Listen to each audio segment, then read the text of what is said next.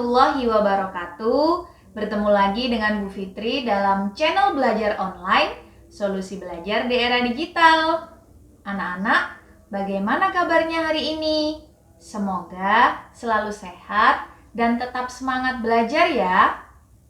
Kali ini, Bu Fitri akan menyampaikan materi kelas 9, bab keempat, teks tanggapan, bagian pertama. Kalau begitu, langsung saja kita mulai materinya.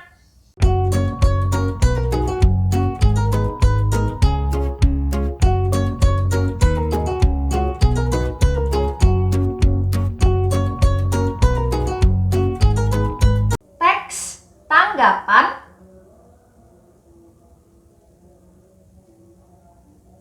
Kompetensi dasar yang harus kalian ketahui ada dua. Pertama, 3.7 mengidentifikasi informasi berupa kritik, sanggahan, atau pujian dari teks. Tanggapan berupa lingkungan hidup, kondisi sosial, dan atau keragaman budaya dan lain-lain yang didengar atau dibaca.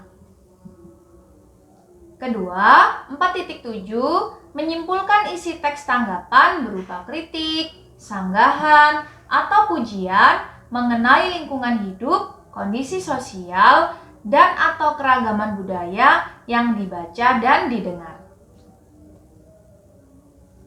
Ada dua tujuan pembelajaran yang harus kalian capai dalam pembelajaran kali ini. Pertama, peserta didik mampu mengidentifikasi informasi berupa kritik, sanggahan, atau pujian dari teks tanggapan berupa lingkungan hidup, kondisi sosial, dan atau keragaman budaya dan lain-lain yang didengar atau dibaca. Yang kedua, peserta didik mampu menyimpulkan isi teks tanggapan berupa kritik, sanggahan, atau pujian mengenai lingkungan hidup, kondisi sosial, dan atau keragaman budaya yang dibaca atau didengar.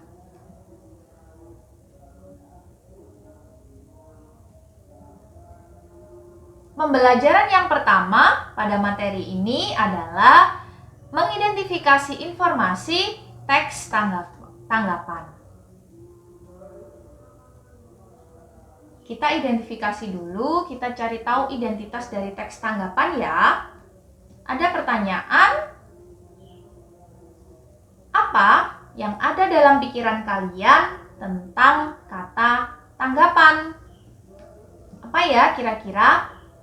Ya, betul sekali.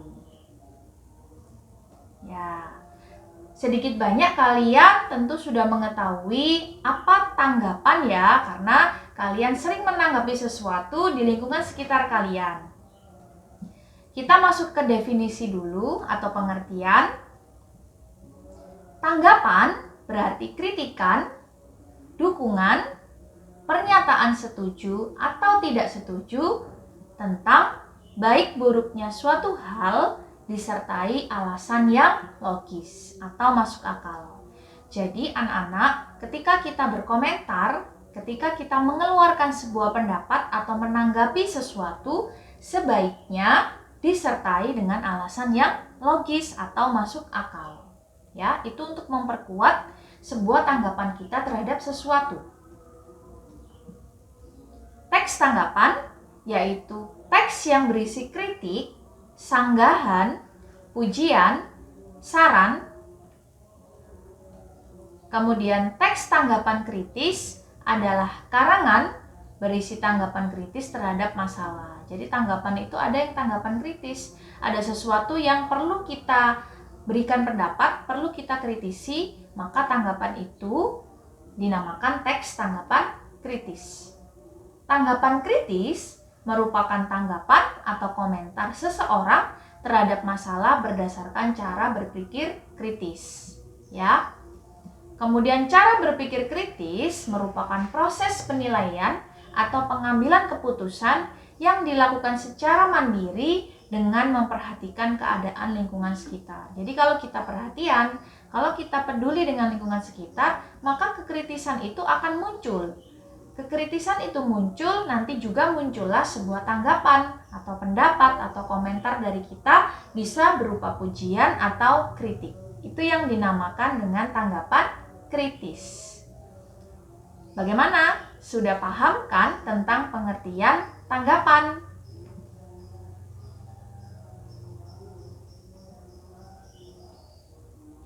Catatan atau tambahan untuk kalian, kritik atau tanggapan ialah pengamatan yang teliti. Hati-hati ya, ketika kita mengeluarkan sebuah kritik yang ujungnya nanti keluar teks tanggapan atau tanggapan seseorang, maka pengamatan kita harus teliti.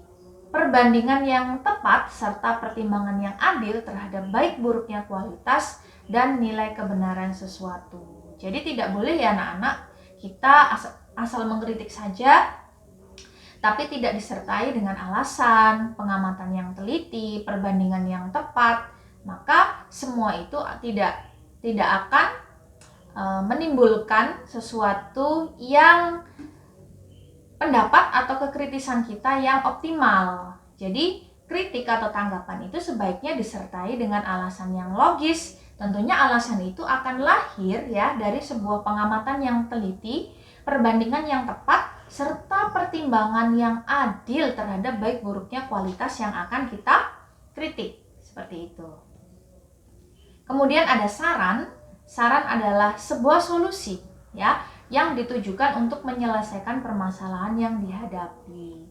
Jadi justru saran ini menyelesaikan solusi, bukan malah menambah beban atau permasalahan dalam sesuatu yang kita sarankan. Seperti itu.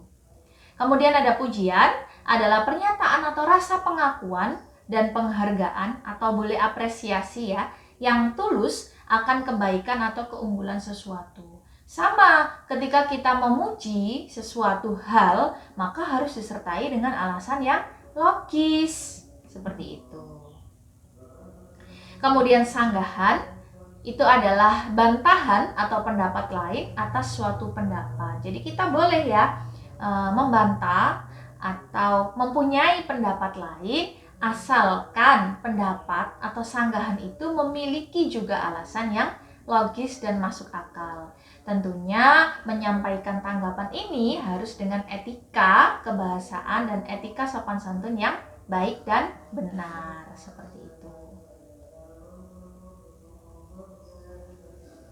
Kemudian, ketika kita sudah mengetahui definisi atau pengertian teks tanggapan, ya, kita juga perlu tahu ciri-ciri umum teks tanggapan. Kira-kira apa ya ciri-ciri umumnya? Karena ketika kita tak kenal, maka tak sayang, ya. Yang pertama, dipandang sebagai sesuatu yang bertujuan untuk memengaruhi, mendebat, membujuk, menyanggah, bereaksi, dan sebagainya. Jadi ketika kita menanggapi sesuatu ya, kita tentu memiliki pendapat yang kuat ya. Kita berharap bahwa pendapat kita itu akan mempengaruhi ya, akan mendebat dengan alasan yang logis, membujuk sesuatu dengan alasan yang logis, kemudian menyanggah atau membantah sesuatu pun dengan alasan yang logis, dan kita juga bisa bereaksi. Otomatis kalau kita menanggapi sesuatu kan ada reaksi ya atau respon dari kita terhadap sesuatu itu. Seperti itu ciri-cirinya. Kemudian yang kedua, mengutamakan aspek persuasif. Biasanya ada sebuah ajakan ya dalam tanggapan yang kita ajukan atau kita lontarkan. Kemudian yang ketiga, penyampaiannya efektif dan tidak bertele-tele ya. Jadi jangan tidak to the point, bertele-tele. Kemudian tidak ada alasan yang logis ya. Alasan yang logis pun harus kepada poinnya ya, kepada intinya atau pusatnya, sehingga tidak menimbulkan persepsi yang ambigu seperti itu. Kemudian yang keempat adalah bagian resum atau ringkasan ya, atau inti, disusun secara kronologis atau berurutan. Jadi tampaknya kalian harus tahu dulu struktur, kalian baca-baca dulu apa ya kira-kira urutan atau penyajian teks tanggapan. Di situ akan ada bagian resum yang harus disusun secara kronologis. Itu adalah ciri-ciri teks tanggapan. Nah, ketika kita menanggapi sesuatu ya dengan alasan yang logis. Gambar yang kedua sama menanggapi sesuatu. Kita juga bisa menanggapi sesuatu itu dengan data-data yang valid ya, dengan data yang cukup. Misalnya dengan wawancara terhadap seseorang, dengan membaca buku-buku ya, dengan mengetahui dari berita misalnya, untuk kita jadikan alasan yang logis ketika kita menyampaikan pendapat. Kemudian kita jelaskan secara detail dan jelas terhadap seseorang yang perlu mendengar pendapat kita atau tanggapan kita. Seperti itu. Kemudian materi yang kedua, kita harus mampu menyimpulkan informasi atau isi ya, informasi isi dari teks tanggapan. Ada 3 cara untuk menyimpulkan informasi isi teks tanggapan. Yang pertama anak-anak, kita harus membaca paragrafnya dulu atau teksnya dulu. Itu tentu ya. Apa tujuannya? Supaya kita mengerti isi teks terlebih dahulu. Jadi ketika kita menanggapi sesuatu, jangan sampai ya kita tidak tahu apa yang kita tanggapi. Nah, kalau itu berupa teks, maka kita harus baca dulu, kita harus pahami dulu ya, kita harus ambil intinya dulu. Maka kita mengerti isi teks terlebih dahulu. Pertama. Yang kedua, kita harus membaca seluruh teks dengan saksama dan cermat ya, supaya tidak ada sesuatu yang kita tidak ketahui. Jadi, kita harus baca dulu. Kemudian yang kedua, menentukan kalimat utama atau pokok pembicaraan setiap paragraf ya. Tentunya caranya adalah membaca teks tanggapannya dulu, kemudian menentukan kalimat utama dalam setiap paragraf, karena dalam satu paragraf itu pasti ya anak-anak memiliki satu kalimat utama. Bisa di awal letaknya, bisa di akhir, di tengah, atau bahkan di awal dan di akhir. Kemudian yang ketiga, kita harus mampu menyimpulkan isi paragraf itu ya, ketika sudah menentukan kalimat utama dalam satu teks yang ada beberapa paragrafnya, kita ambil beberapa kalimat utama dalam setiap paragraf, kemudian kita jadikan satu ya, kita olah bahasanya sesuai dengan intinya, kita ambil benang merahnya, maka sudah jadilah simpulan isi paragraf. Seperti itu. Kemudian membuat simpulannya, sebenarnya sudah dari sini sudah bisa ya. Kita boleh membuat simpulannya itu dengan hasil analisis dari paragraf yang sudah kita baca. Nah, dari beberapa paragraf yang kalimat utamanya sudah kita kumpulkan, maka kita boleh loh menganalisis dari isi paragraf itu, kemudian kita jadikan simpulan dengan bahasa kita sendiri, tetapi inti dari paragraf itu tidak keluar, gitu ya. Kemudian yang kedua, harus menggambarkan isi dari paragraf. Yang Bu Fitri katakan di pertama tadi, diusahakan tidak keluar dari isi paragraf. Kemudian yang ketiga, hanya berisi hal-hal yang terdapat dalam paragraf, tidak boleh keluar, seperti itu. Cara menyimpulkan informasi isi teks tanggapan. Mudah bukan?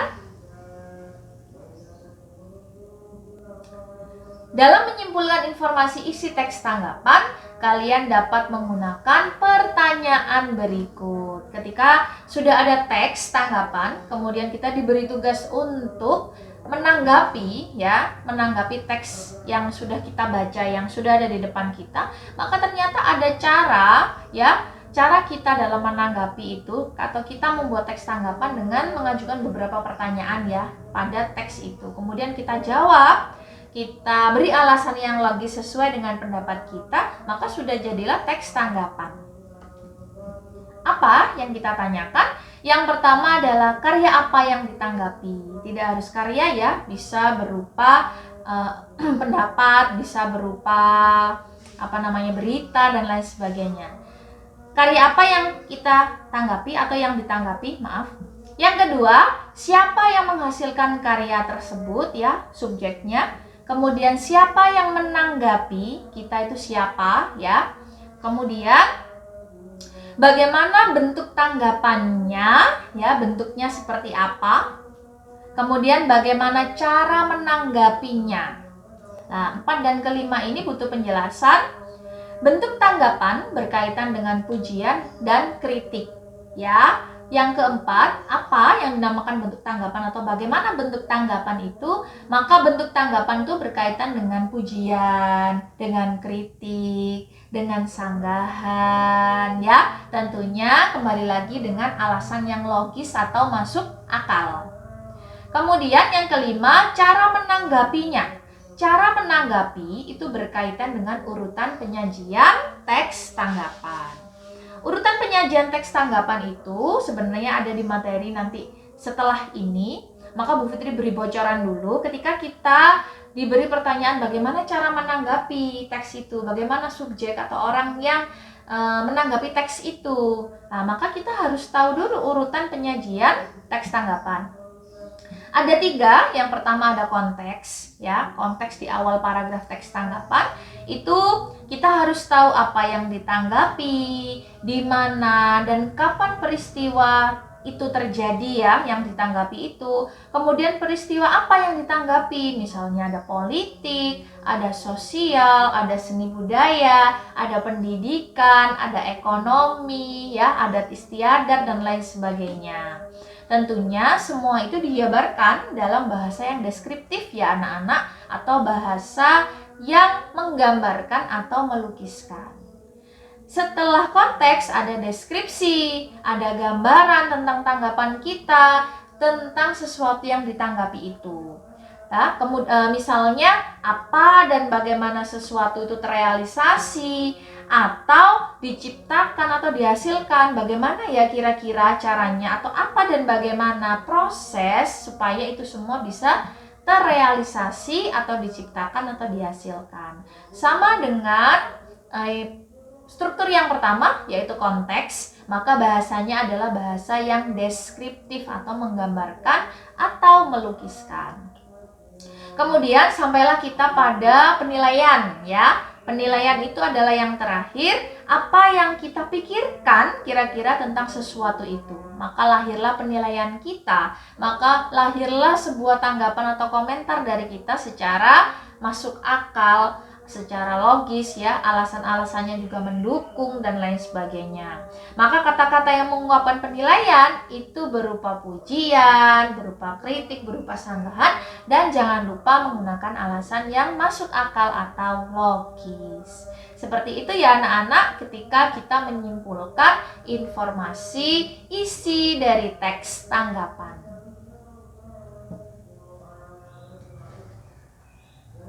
Terima kasih anak-anak sudah mendengarkan penjelasan teks tanggapan bagian pertama dari Bu Fitri.